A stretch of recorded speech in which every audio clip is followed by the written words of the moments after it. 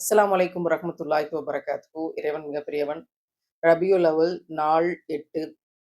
நபிகள் நாயகம் ஸல்லல்லாஹு அலைஹி வஸல்லம் அவர்கள் இந்த பூமிக்கு வந்த மாதம், இந்த பூமியிலிருந்து கிளம்பிய மாதம்.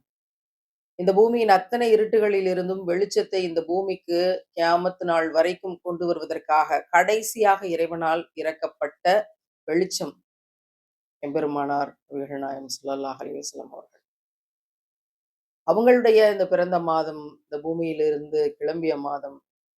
இந்த பொழுதுகள்ல அதிகமாக உங்களுடைய சமுதாய சீர்திருத்த செய்திகளை நினைவு கூரவும், நம்மை நாமே அகத்தாய்வு செய்து புடம் போட்டுக் கொள்வதற்குமான ஒரு வாய்ப்பு எல்லா நாட்களும் சிந்திச்சாகணும். ரபியுல் அவ்வல்லையும் சிந்திக்கிறோம் என்ற அடிப்படையில, இன்னைக்கு 8வது நாள் 8வது தலைப்புச் செய்தி. பெண் அடிமை. பெண் இன்னும் அடிமையாகத்தான் இருக்கிறாளா என்று கேட்டால், அப்படித்தான் இருக்கா போல அப்படிங்கிறது தான் ஒரு பெண்ணாக இங்க இருக்கக்கூடிய சூழ்நிலைகளை பார்க்கிற போது எனக்கு தோன்ற விஷயம். நான் சிறுவயதா இருக்கும்போது, நான் முதலாக பெண் அடிமைத்தனத்தை குறித்து படித்த புத்தகம், தந்தை பெரியார் அவர்கள் எழுதிய "பெண் ஏன் அடிமையானாள்? பெண்ணுக்கு சொத்துரிமை கிடையாது, கல்வி உரிமை கிடையாது, பெண்களுக்கு திருமணம் என்ற பெயர்ல நடக்கக்கூடிய கொடுமைகள், கற்பு அழிப்பு என்ற பெயர்ல இங்க நடக்கக்கூடிய விஷயங்கள், ஆணாதிக்க சமுதாயத்தின் மீது கட்டப்பட்ட இந்த எல்லா விஷயங்களுமே பெண்ணை அடிமையாத்தான் வச்சிருக்குன்னு என்னோட வாழ்க்கையில இருந்து, என் தாயுடைய வாழ்க்கையில இருந்து, என்னோட பாட்டியோட வாழ்க்கையில இருந்து, அவங்களோட சகோதரிகளோட வாழ்க்கையில இருந்து, அதுக்கு முந்தின தலைமுறையோட வாழ்க்கையில இருந்து என்னால ஈஸியா கனெக்ட் பண்ணி பார்க்க முடிஞ்சது. அதுல பள்ளி பாட புத்தகத்துல நான் படிக்கிற போது இருந்த உடன்கட்டை ஏறுதல். ஒரு கணவன் இறந்துட்டா வச்சு அந்த உடலை எரிப்பாங்க. உயிரோடு மனைவியையும் கூட சேர்த்து எரிச்சுருவாங்க. ஏன் இவ்வளவு பெரிய கொடுமை செய்யப்பட்டது அப்படின்னு ஆராய்ச்சி பண்ணும்போது, அந்த கணவன் இறந்து போனவன் சொர்க்கத்துக்கு போகணும் அப்படின்னா, இந்த மனைவியையும் சேர்த்து கணவனோடயே எரிச்சிரணும். மனைவி ஒருவேளை இங்க இருந்து பூமியில இருந்து அவளுடைய சோகங்களுக்கோ, கவலைகளுக்கோ, தவறுகளுக்கோ அந்த கணவன் பாதியிலே போயிட்டது காரணமாயிருச்சுன்னா, அவன் சொர்க்கத்துக்கு போ முடியாதுன்ற காரணத்தினால, மனைவியையும் கூடவே சேர்த்து தள்ளி எரித்து விடுவது. கற்பனை பண்ணி பார்க்க முடியாத கொடூரம்னு ஒண்ணு இருக்க முடியும்னா, பெண்களுக்கு நடந்த மிக மோசமான விஷயங்கள்ல இது ஒண்ணு. அப்படின்னு அப்போது ஆங்கிலேயர்களுடைய காலத்தில் இருந்த வெளிநாட்டிலிருந்து வந்து இங்க இதெல்லாம் அந்த சமூக கொடுமைகளை எல்லாம் ஆய்வு செய்து கொண்டிருந்த ஒரு பெண்மணி அவர்களுடைய கட்டுரையில் பதிவு செய்திருக்கக்கூடிய டாக்குமெண்ட்ல இருந்து எடுத்த விஷயம் இது. அந்த நதிக்கரையோரம் ஒரு கணவன் இறந்துட்டான். அவன எரிக்கிறதுக்கான வேலைகள் நடந்துகிட்டு இருக்கு. ஒரு பெண் போய் போராடுறா நீதிபதி கிட்ட. "என்ன எரிக்கக்கூடாது. நான் வந்து உயிரோட கொல்லப்படக்கூடாது" அப்படின்னு. அப்ப கூப்ட்டு அந்த நீதிபதி கண்டிக்கிறார். "இதெல்லாம் நீங்க செய்யக்கூடாது" அப்படின்னு. அப்ப அந்த மக்கள்லாம் என்ன சொல்றாங்களாம், "இது எங்களுக்கான உரிமை. இதுல நீங்க யார் தலையிடுறதுக்கு? நாங்க சொர்க்கத்துக்கு போறதுக்கு உங்களுக்கு புடிக்கலையா? எங்களுடைய உரிமைய நாங்க வந்து அடைந்து கொள்வதற்கு நீங்க ஏன் தடுக்குறீங்க?" அப்படின்னு கேட்டது பல பெண்கள்.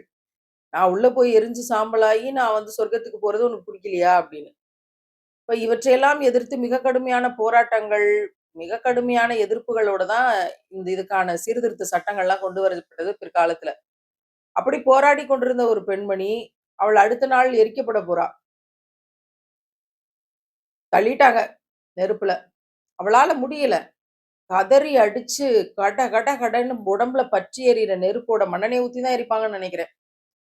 பற்றி எரியிற நெருப்போட போய் அந்த நதியில விழுந்து உருள்றா. தன் நெருப்பை அணைத்துக் கொள்றா. அவளால தாங்க முடியல. ஆனால் அங்க இருந்த மக்கள் செஞ்ச கொடுமையினால் வாழ்நாள் முழுதும் மறக்க முடியாதுன்னு அந்த ஆசிரியர், அந்த பயணக் கட்டுரையை எழுதியவங்க, ஆய்வுக் கட்டுரை எழுதியவங்க பதிவு செய்றாங்க. அந்த கொஞ்சம் கருகி போயிருந்த அந்த பெண்மணியினுடைய முடிய புடிச்சு தர தர தரன்னு இழுத்து கொண்டு வந்து, மறுபடியும் அந்த நெருப்பிலேயே எரித்து தள்ளி, கொல்லப்பட்ட கொடூரம் என் கண் முன்னால் நான் பார்த்தேன் அப்படின்னு எழுதியிருக்காங்க. இந்த காட்சிய நம்மளால கற்பனை பண்ணி பார்க்க முடியுதா? ஆணாக இருக்கட்டும், பெண்ணாக இருக்கட்டும். இப்படி ஒரு காட்சிய கற்பனை பண்ணி பார்க்க முடியுதா? பெண்ணாக பிறந்ததை தவிர அவள் என்ன குற்றம் செய்தாள்? இது ஒண்ணு. இனி அந்த காலத்துல நடந்த பல பிரசவ முறைகள். அந்த பிரசவத்துல அந்த பெண் மரணிச்சு போகிறா. பல பேரு பிரசவத்துல மரணிச்சு போனாங்க அப்போ. காரணம் தெரியாத மரணங்கள் நெறைய இருந்துச்சு. பல நோய்கள் காரணமா இருந்துச்சு. மருத்துவ முறைகள் இல்ல, அவர்னஸ் இல்ல. நெறைய மரணங்கள் தாய் மறந்து இறந்து போயிருவாங்க. பிள்ளை இறந்து போயிரும் அப்படிங்கிற மாதிரியான நெறைய கொடுமைகள் இருந்துச்சு. அது சம்பந்தமான ஆர்டிகிள்ஸ் எல்லாம் படிக்கும்போது, அந்த பெண் வந்து தனியாக இருட்டு ரூம்ல வச்சு தான் பிரசவம் பார்க்கப்படுவா.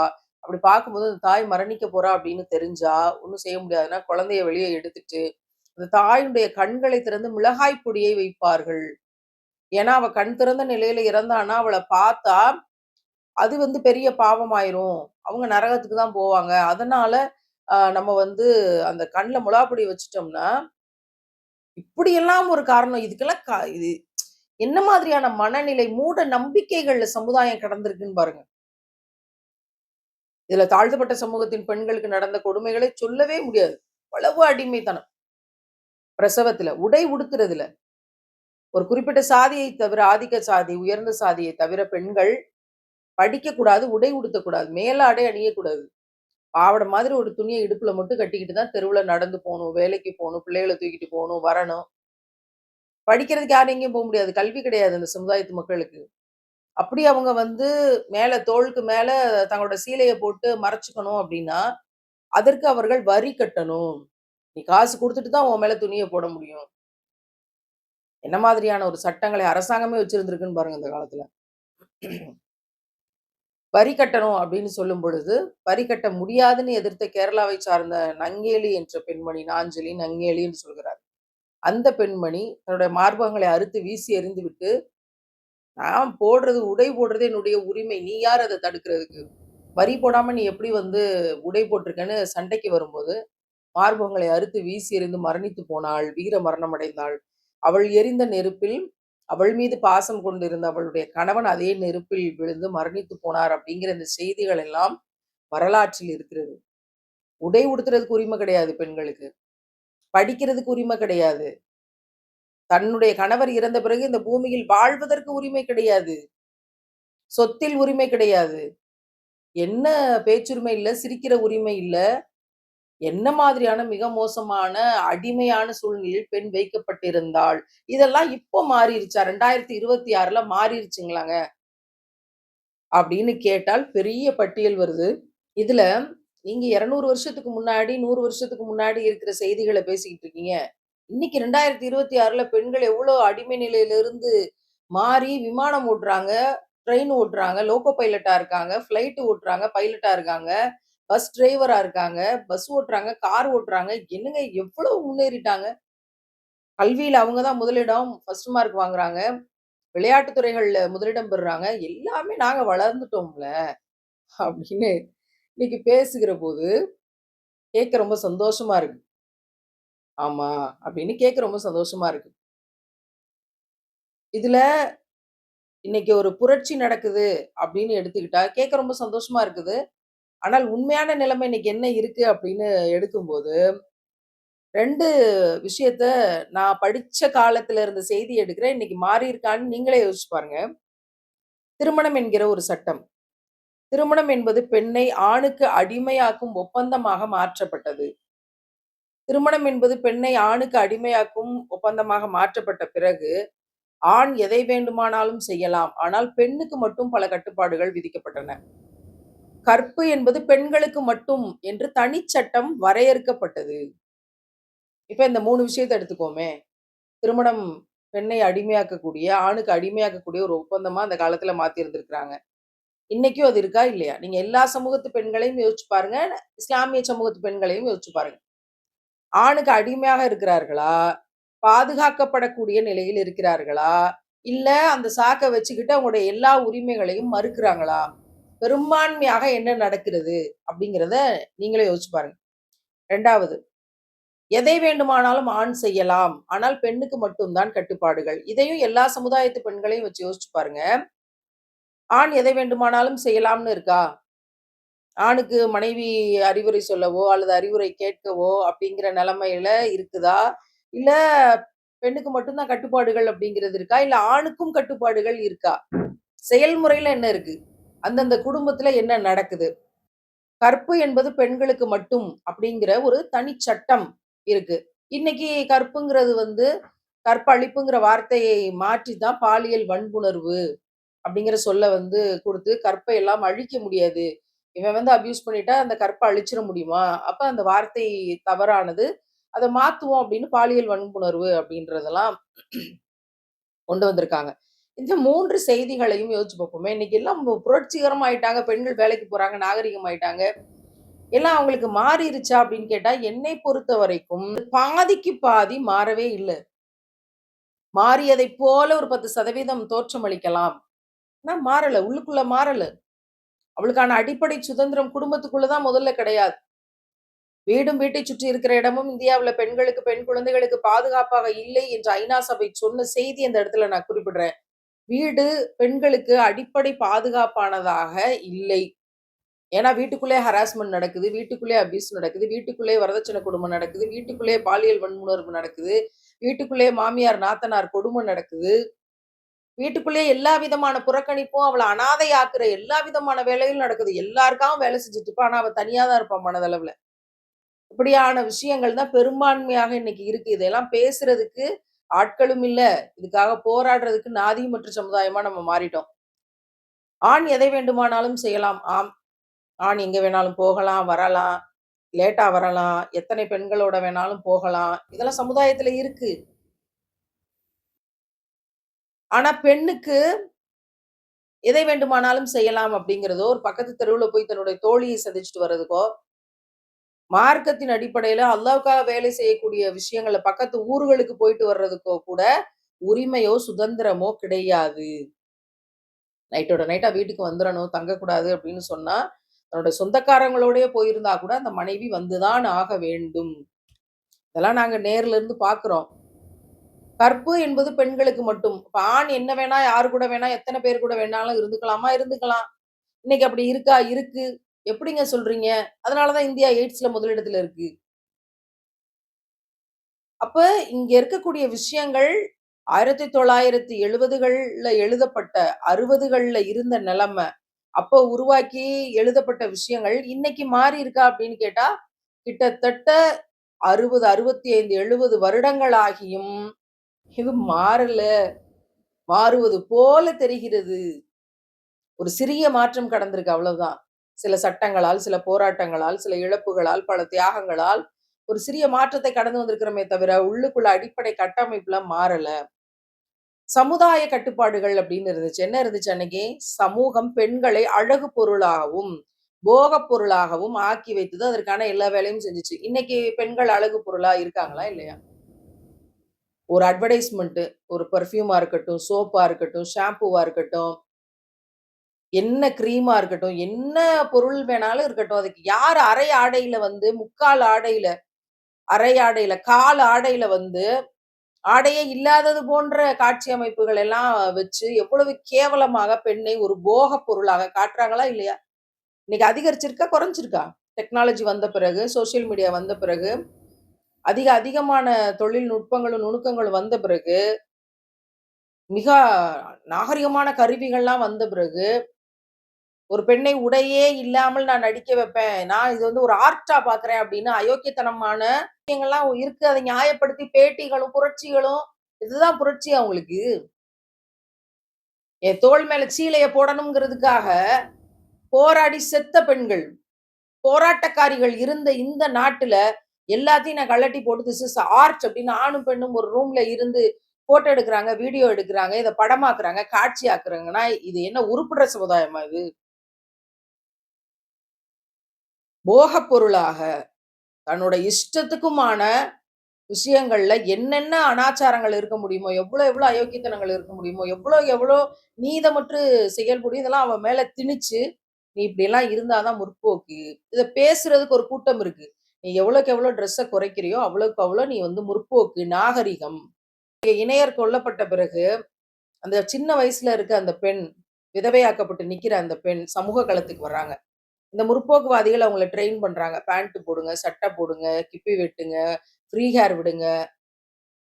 ஒரு ஆண் போல நீங்க வந்து வாங்க தைரியமா. பேண்ட் சட்டை போட்டா தான் தைரியம்னு இந்த உலகத்துல யாருங்க விதைக்கிறது? ஆண் போல உடை அணியாதீர்கள் அப்படிங்கிறதுக்கு பின்னாடி எவ்வளவு சைக்காலஜி இருக்கு தெரியுமா?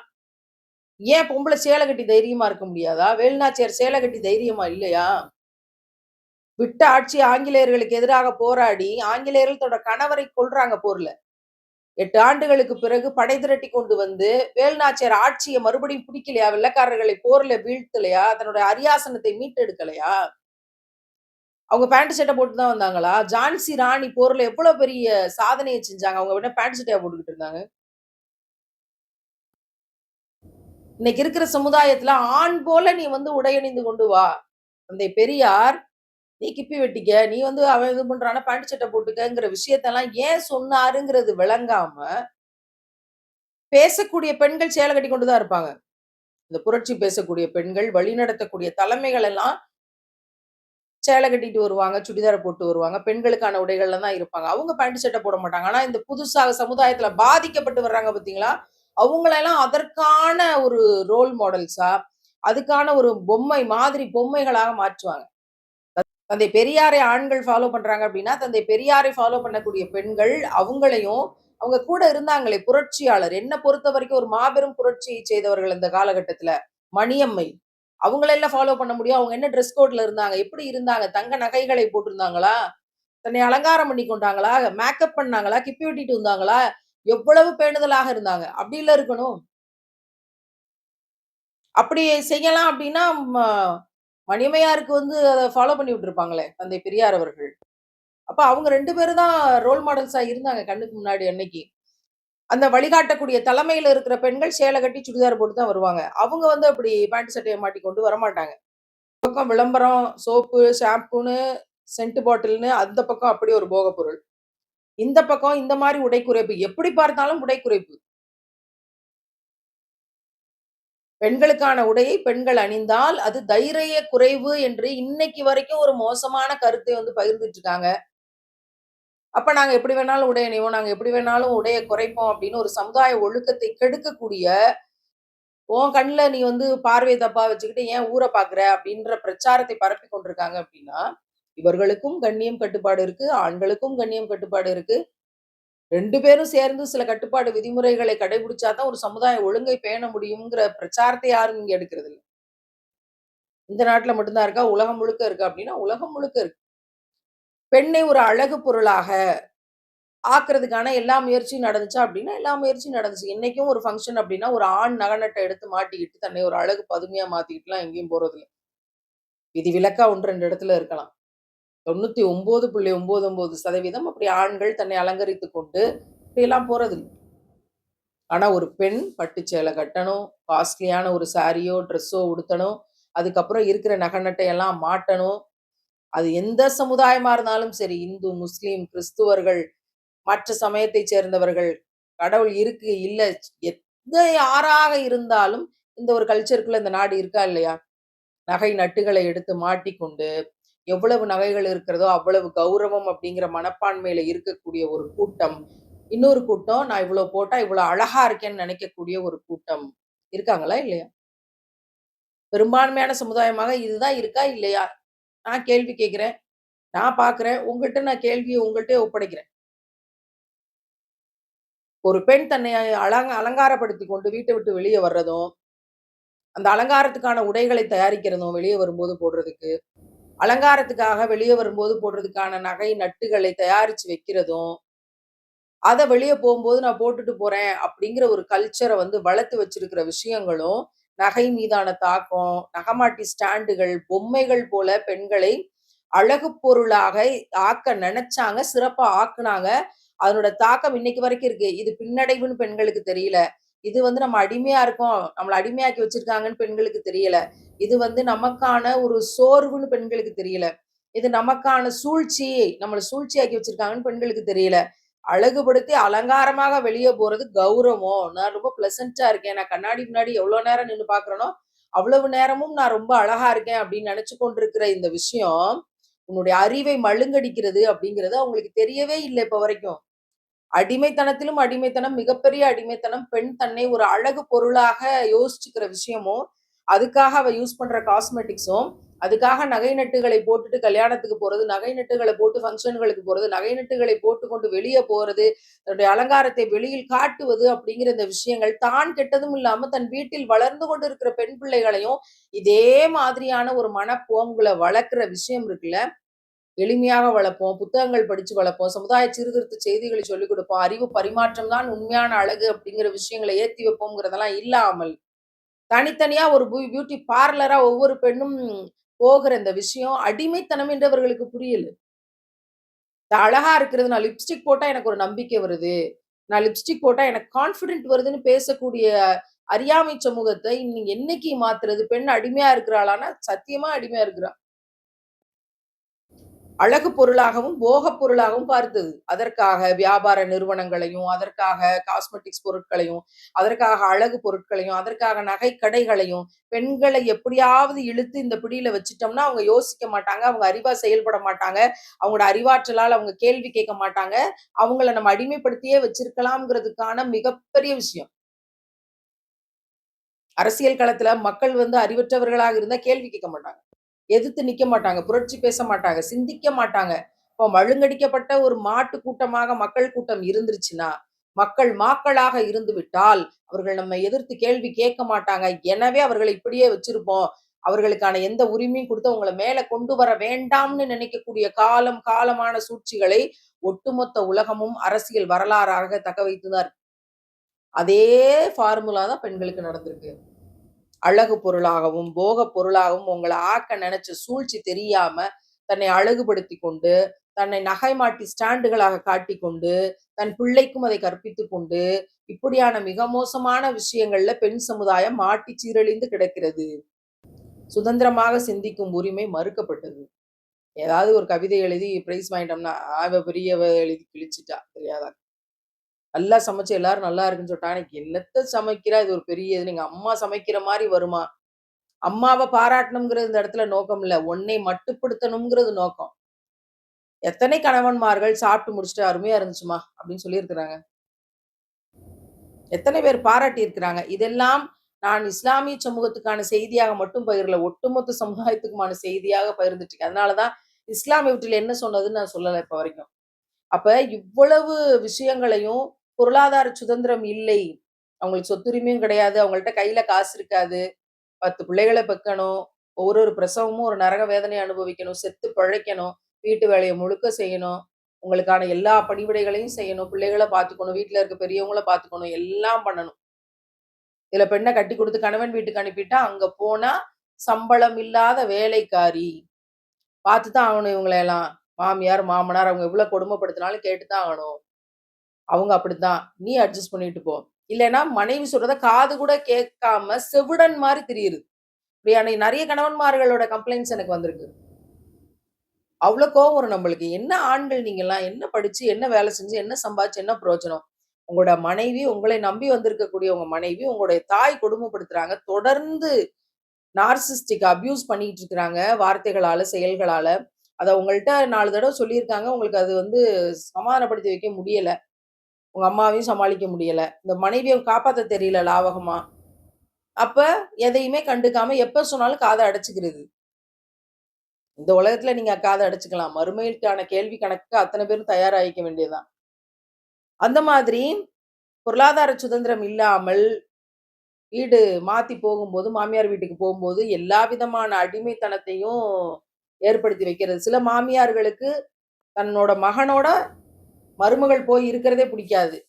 இரவு 12, 1 மணி வரைக்கும் மகன பக்கத்துல உட்கார வச்சுட்டு பேசுறது, காலமுத்தி உடுப்பான்னு சொல்றது, மகனுக்கு ஒரு விதமான டார்ச்சர் பண்ணி, மகன கூடவே வச்சிருந்து, 1 மணிக்கு மகன் போறதுக்குள்ள அங்க மருமக தூங்கிருவா. இப்படியே போய் உங்களுக்கு குழந்தையும் பிறக்காம, மகனையும், மருமகளையும் சேர விடாம பல பைத்தியங்கள், உணர்வு பைத்தியங்களாக பல பேர் இங்க வாழக்கூடிய கொடுமைகளும் இருக்க தான் செய்யுது. அதுக்கு அந்த மாமியார்களுடைய சமுதாயம் கூறுற காரணம் என்ன தெரியுமா? நான் கொடுமை அனுபவிச்சேன். அதனால இன்னைக்கு நான் பழி தீர்க்கிறேன். இது ஒரு ஒரு மானுட கூட்டம் செய்யக்கூடிய செயலா? தொடர் கொடுமைகளும், தொடர் பிரச்சனைகளும் இன்னைக்கு வரைக்கும் சமுதாயத்துல இருக்கான்னு கேட்டா நிச்சயமாக இருக்கு. இஸ்லாத்துக்குள்ள வந்த பிறகு இதெல்லாம் எதுவுமே இருக்காது. உயிரினும் மேலான உத்தம நபிகள் நாயகம் ஸல்லல்லாஹு அலைஹி வஸல்லம் அவர்கள் பெண் உரிமை, சொத்துரிமை குடுத்துருக்காங்க. கல்வி உரிமை குடுத்துருக்காங்க. திருமணம் அந்த கணவர் இவர் நல்லவர்ன்னு பார்த்து செலக்ட் பண்றதுக்கு கூடிய பெண்ணுடைய சம்மதம் தான் முக்கியம் திருமணத்துல அப்படின்னு பெண்ணுக்கு அ கணவரை தேர்ந்தெடுக்கும் உரிமை குடுத்துருக்காங்க. அதுக்கு பிறகு அந்த கணவரோட வாழ பிடிக்கலைன்னா, தலாக் குலா சொல்லக்கூடிய விட்டு பிரியக்கூடிய உரிமையை குடுத்திருக்கிறாங்க. அதுல நீதமாக நடக்கக்கூடிய விஷயங்கள பெண் பாதிக்கப்படாம இருக்கிறதுக்குரிய விஷயம் குடுத்திருக்காங்க. அதுக்கு பிறகு இக்தா காலத்துக்கு பிறகு அவங்க மறுமணம் செய்து கொள்ள முடியும். அப்படிங்கிற மறுமண உரிமையை குடுத்திருக்காங்க. இஸ்லாமிய சமுதாயத்துல தான் விவாகரத்துக்கான உரிமையும், அதே சமயத்துல அ திருப்பி மறுமணம் செய்து கொள்ள முடியுங்கிற உரிமையும் கொடுக்கப்பட்டிருக்கு. மற்ற சமுதாயத்துல அவ்வளவு சாதாரணமாக கொடுக்கப்பட கிடையாது. இன்னும் சொல்லப்பட போனா, இஸ்லாம் கொடுத்திருக்கக்கூடிய பெண் உரிமைகள் என்ன? பெண்ணுக்கு உயிர் இருக்கிறதா? இல்லையா? என்று ஐரோப்பிய நாடுகளினுடைய அரங்கங்களில் விவாதங்கள் நடந்து கொண்டிருந்த பொழுது, பெண்களுக்கு கல்வி உரிமையை கொடுங்கள், பெண்களுக்கு சொத்துரிமையை கொடுங்கள், மனைவிக்கு நீதமாக நடந்து கொள்ளுங்கள், இறைவனுக்கு அஞ்சிக் கொள்ளுங்கள் என்ற அத்தனை உரிமைகளையும் கொடுத்தது இஸ்லாம். க்கான தேவை என்ன என்பதை அறிந்து அவளுடைய தேவையை பூர்த்தி செய்த பிறகுதான் உங்களுடைய தேவையை நீங்கள் பூர்த்தி செய்ய வேண்டும். நீங்கள் விளைநிலங்களுக்கு செல்கிறீர்கள் என்று ஒரு விளைநிலத்தை எப்படி பக்குவப்படுத்தி, பாதுகாத்து, நீர் பாய்ச்சி, இந்த விளைநிலத்துக்கு தேவையான அனைத்தையும் தயார் செய்து கொடுத்த பிறகு நெல் விதைக்கப்படுகிறதோ, அதைப்போல அந்த பெண்ணை நீங்கள் பக்குவப்படுத்தி, அவளுக்கு தேவையான அனைத்தையும் செய்து கொடுத்த பிறகுதான், உங்களுக்கானதை நீங்கள் தேடிக்கொள்ள வேண்டும். விளைநிலங்களுக்கு செல்கிறீர்கள், இறைவனுக்கு அஞ்சிக் கொள்ளுங்கள் என்று உலகம் பேசத் தயங்கிய பெண்ணுரிமையை பேசியது இஸ்லாம். திருக்குரானில் இறைவன் இந்த சத்தியத்தை பேசினான். உலகத்தில் எந்த மார்க்கமும் இதை சொல்லிக் கொடுக்க கிடையாது. இவர்கள் எல்லாம் கீழ் சாதியைச் சேர்ந்தவர்கள். இந்த பெண்கள் எல்லாம் கல்வியை காதில் கேட்டால் அந்த காதில் ஈயத்தை காய்ச்சி ஊற்றுங்கள் என்று சொல்லிக் கொண்டிருந்த இதே உலகத்தில் பெண்களுக்கு கல்வி உரிமையை கொடுங்கள். அவர்கள் படிக்க வேண்டும்.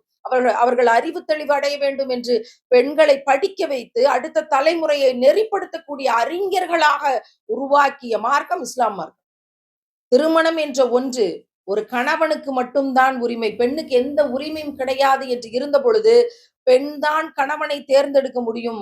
திருமணம் என்ற ஒன்றில் பெண் தனக்கு பிடித்த கணவனை தேர்ந்தெடுக்கக்கூடிய உரிமையை பெண்ணுடைய சம்மதம் தான் முக்கியம் என்று அந்த மணமகளுக்கு அந்த பெண்ணுக்கு நியாயத்தை ஏற்படுத்தி கொடுத்த திருமண உரிமையை ஏற்படுத்தி கொடுத்த மார்க்கம் இஸ்லாம். அந்த கணவன் ஒருவேளை கொடுமை செய்தால், இறைவனுக்கு புறம்பாக நடந்தால், ஒழுக்கமற்று திரிந்தால், எத்தனை பெண்களோடும் உலவிக் கொண்டு இருந்தால், அந்த பெண் அங்கே இருக்க முடியாது என்ற நிலை வந்தால், அந்த திருமணத்தை முறித்துக் கொள்ளக்கூடிய, விவாகரத்து செய்யக்கூடிய உரிமையை முதலில் உலகத்தில் கொடுத்த மார்க்கம் இஸ்லாம். அதன் பிறகு 4 மாத காலத்திற்கு பிறகு இக்தா காலம். அந்த காலத்திற்கு பிறகு மறுமணம் செய்யக்கூடிய வாய்ப்பை கொடுத்த ஒரே மார்க்கம் இஸ்லாம். கணவன் இறந்து போனால் கணவனுடைய எரிகிற நெருப்பில் அந்த மனைவியை உயிரோடு சேர்த்து எரித்துக் கொள்ளுங்கள் என்று இருந்த காலகட்டத்தில் பெண்களுக்கு திருமணம் செய்கிற உரிமை உண்டு, விவாகரத்து செய்கிற உரிமை உண்டு, மறுமணம் செய்யக்கூடிய உரிமை உண்டு என்று சொன்ன மார்க்கம் இஸ்லாம். புத்த சமயத்தின் ஒரு பிரிவிலும், சமண சமயத்தினுடைய ஒரு பிரிவிலும் பெண்கள் சொர்க்கத்துக்கு போக முடியாது. அவர்கள் இறந்து ஆணாக மறுபடியும் பிறந்து வந்தால் தான் அவர்கள் சொர்க்கத்துக்கு அடைய முடியும் என்ற கோட்பாடுகள் இன்றைக்கும் பின்பற்றப்படுகிறது. இப்படிப்பட்ட உலகத்தில் ஆணும் பெண்ணும் சமமாக சொர்க்கத்திற்குள் நுழைய முடியும் என்று உலகத்திற்கு இறுதியாக பிரகடனம் செய்த மார்க்கம் இஸ்லாம். பெண்ணுரிமை என்றால் அவள் பொருளாதார சுதந்திரம் அடைந்தால் ஒளி அதை செய்ய முடியாது என்று தந்தை பெரியார், அம்பேத்கர் உட்பட்ட அத்தனை பெண்ணுரிமை போராளிகளும் சொன்னார்கள். அந்த பெண்ணுரிமை விடுதலையை, பொருளாதார சுதந்திரத்தை ஆணாதிக்க சமுதாயத்திடமிருந்து மீட்டுக் கொடுத்த மார்க்கம் இஸ்லாம். பெண்ணுக்கு சொத்துரிமை உண்டு என்று அறிவித்தது இஸ்லாம். கற்பு என்பது பெண்களுக்கு மட்டும்தான், ஆணுக்கு அது கிடையாது என்று வரையறுக்கப்பட்ட சட்டங்கள் இருந்த இந்த உலகத்தில் கற்பு என்பது ஆணுக்கும் சமம், பெண்ணுக்கும் சமம். அவனும் ஒழுக்க பேணுதலோடு இருக்க வேண்டும், நீங்களும் ஒழுக்க பேணுதலோடு இருக்க வேண்டும் என்ற ஆணுக்கும் பெண்ணுக்கும் ஒழுக்க பேணுதலை மிகச் சமமாக பிரித்து கொடுத்தது இஸ்லாம். அது உடையாக இருக்கட்டும், உணர்வாக இருக்கட்டும், பேணுதலாக இருக்கட்டும், இறை வணக்க வழிபாடுகளாக இருக்கட்டும், உணவாக இருக்கட்டும், அத்தனையிலும் ஆணுக்கும் பெண்ணுக்கும் சமமாக சட்டங்களை, கட்டுப்பாடுகளை கொடுத்த மார்க்கம் இஸ்லாம். உலகம் முழுவதிலும் பெண்களை அழகு பொருளாகவும் போகப் பொருளாகவும் பார்த்து கொண்டிருந்த போது உன் அழகு உன் கணவனுக்கு மட்டும் தானே தவிர வீட்டை விட்டு வெளியே போனால் உன் உடலை மறைத்துக் கொண்டுதான் போக வேண்டும் என்று நீ அழகு பொருள் கிடையாது என்று புரட்சியை முதலில் உலகத்தில் விதைத்த மார்க்கம் இஸ்லாம். அத்தனை விளம்பர பொருட்களுக்கும் பெண்களை இன்றைக்கு வரைக்கும் போகப் பொருளாக பயன்படுத்திக் கொண்டிருக்கிற பொழுது பெண் என்பவள் இறைவனால் உனக்கு கொடுக்கப்பட்ட அமானிதம், அவளை பாதுகாக்க வேண்டியது உன்னுடைய கடமை. அவளை நீ வெளியே விட்டு நீ வித்து நீ வாழ்ந்தனா நரகத்துக்கு போவாய் என்று ஆண்களுடைய சமுதாயத்திற்கு எச்சரிக்கை செய்த மார்க்கம் இஸ்லாம். பெண்ணை போகப் பொருளாகவும், அழகு பொருளாகவும் காட்டிய இந்த சமுதாயத்தில் இல்லை. அவள் பாதுகாக்கப்பட வேண்டியவள். அவள் அமானிதமானவள். அவளுடைய தாயின் காலடியில் சொர்க்கம் கிடக்கிறது என்று ஏற்றி வைத்த மார்க்கம் இஸ்லாம். பெண் என்பவள் படிக்கக்கூடாது, அறிவு கிடையாது, அவளுக்கென்று தனி சிந்தனை கிடையாது. அவளை வீட்டுக்குள் ஒரு அறைக்குள் மட்டும் தான் பூட்டி வைக்க வேண்டும். மாதவிடாய் என்றால் அவள் தீட்டு, அவள் 5 நாள் வெளியே அனுப்பிவிட்டு அதுக்கு பிறகுதான் வீட்டுக்குள் சேர்க்க வேண்டும் என்றெல்லாம் கேவலங்கள் இருக்கின்ற இன்றைக்கு வரைக்கும் இருந்து கொண்டிருக்கிற காலகட்டத்தில் மாதவிடாய் என்பது தீட்டு அல்ல. அவ எப்பவும் போல வீட்டுல இருக்கலாம்ங்கிற சம உரிமை கொடுத்த மார்க்கம் இஸ்லாம்.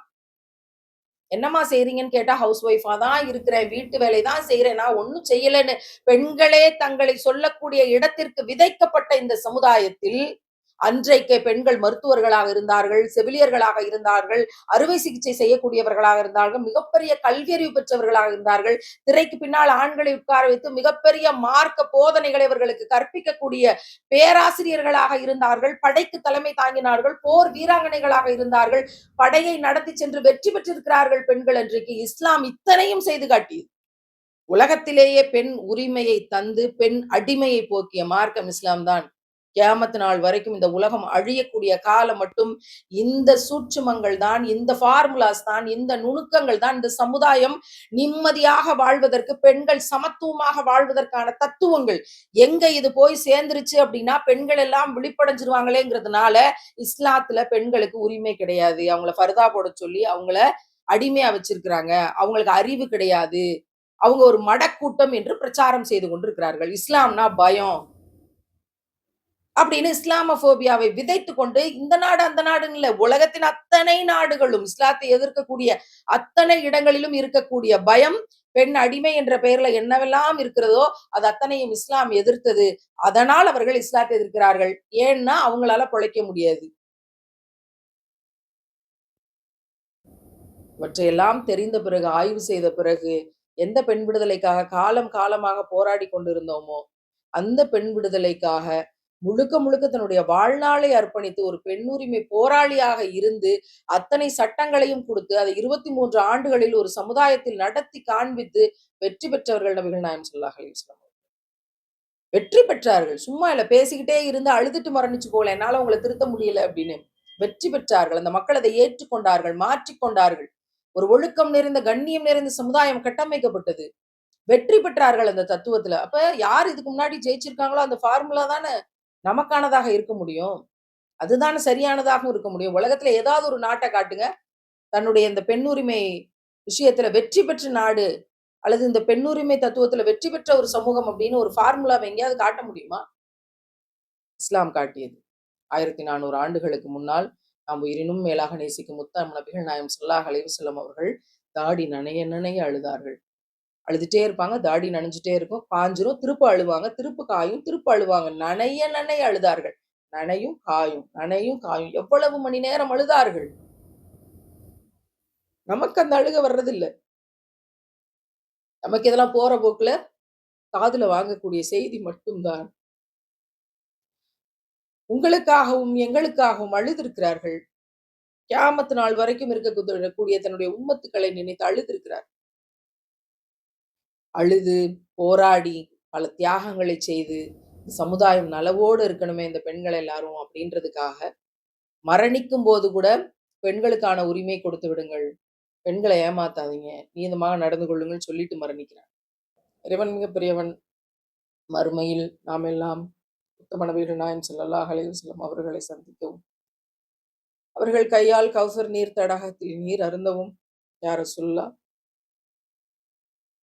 உங்களுக்காகவே நீங்க அர்ப்பணித்து கொடுத்த பெண்ணுரிமை செய்திகளை இந்த உலகத்தில் பேசினோம், வாழ்ந்தோம், வாழ்க்கைப்படுத்தினோம். அத மற்றவங்களுக்கும் ஏத்தி வைக்கிறதுக்கு நாங்க போராடணும் அப்படின்னு கண்ணீரோடு சொல்லணும். அவங்க மகிழ்ச்சியோடு நம்மையும் சேர்த்து சொர்க்கத்துக்கு அழைத்து செல்லணும்.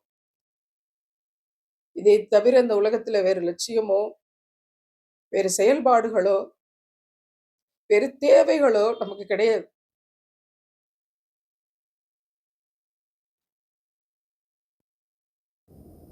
இப்படியெல்லாம் துன்பத்தோடு, துயரத்தோடு, மிக மோசமான அவலங்கள்ல, சாதிய சிக்கல்கள்ல, பெண்ணடிமைத்தனங்கள்ல இருந்த நாம், அப்படியே இருட்டிலிருந்து வெளிச்சத்துக்கு வரக்கூடிய பாதையாக இறைவன் இஸ்லாத்தின் பாதையை ஆக்கி தந்தான். நபிகள் நாயகம் ஸல்லல்லாஹு அலைஹி வஸல்லம் அவர்களுடைய வாழ்க்கையை பரிசளித்து, அதை படிக்கிற போது பெருகிய கண்ணீரில் பாவங்கள் கழுவப்பட்டு, நேர்வழியை இறைவன் உருவாக்கி தந்தான். இப்ப பேசிக் கொண்டிருக்கிற இந்த பேச்சுக்களை எல்லாம் இறைவனும் கேட்டுக்கொண்டிருக்கிறான் என்ற நம்பிக்கையில்தான் இந்த செய்திகளை நாம் பகிர்கிறோம். எங்களை படைத்த இறைவனே, நீயே பெண்களையும் பெண் குழந்தைகளையும் பாதுகாப்பாயாக. உன்னுடைய அந்த மகத்தான பணியில் கண்ணீரோடு நிற்கிற எங்களையும் நீ கருவியாக ஆக்கிக் கொள்வாயாக. நாங்கள் உயிரினும் மேலாக நேசிக்கும் உத்தம நபிகள் நாயகம் ஸல்லல்லாஹு அலைஹி வஸல்லம் நாங்கள் உயிரினும் மேலாக நேசிக்கும் எங்கள் உத்தம நபிகள் நாயகம் ஸல்லல்லாஹு அலைஹி வஸல்லம் அவர்களுக்கு அல் வசீலா என்ற உயர்ந்த இடத்தை நீ வாக்களித்த உயர்விடத்தை நீ தந்தருள்வாயாக. என்றைக்காவது ஒரு நாள் எங்களுக்கு எங்கள் தலைவரை நீ காட்டுவாய். அவர்களோடு நாங்கள் சொர்க்கத்தில் ஒன்றாக வாழ்வோம் என்ற நம்பிக்கையில் இந்த உலகத்தை பலவேறு சோதனைகளுக்கு நடுவில் கடந்து வந்து கொண்டிருக்கிறோம். எங்கள் இறைவனே, நீயே எங்களுக்கு போதுமானவன்.